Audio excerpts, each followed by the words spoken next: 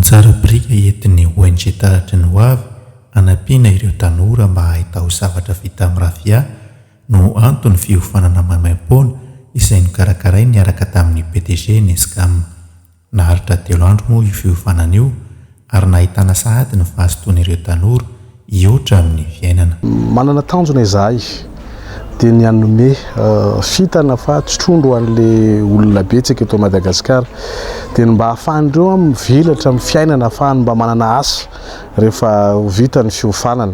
Za tena mahatsapa an'izany hoe tsampan'ilay mpiofana tokoa ilay 3 andro satria na ny antony mbola betsaka bazy ihany zany azon'ireo teto mandritra ny 3 andro zay mandritra ny 3 andro plutôt fa na izany na zany ny fanirian'ny mpianatra maro dia hoe mba hitohizan'ilay formation kanefa mety manana ihany koa moa raha malala anatin'ilay zavatra toy izao satria maimaimpoana tanteraka na ny fitaovana ninninona rehetrarehetra nampianaran'izy ireo dia maimaimpoana. Manao antsoava amin'ireo mpiara-nantoka maro ny ONG Taratry ny Hoavy mba hifanometanana amin'ny fampandronan'ny tanora amin'ny alalan'ny fanohanana ny tetikasa fanofanana maimaimpoana tahaka izao.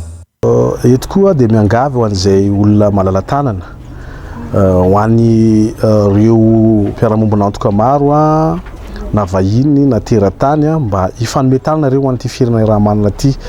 Ny mahafirana ny firana dia ny vahoaka ao anatiny ary mampandroso ny firana tompoko dia ny fananan'ireo vahoaka ireo asa mahavelona azy ka mba hahafahany mandohetra dia ny hetra indray no entina mampandroso fokotany, mampandroso commune, mampandroso ny firana mihitsy.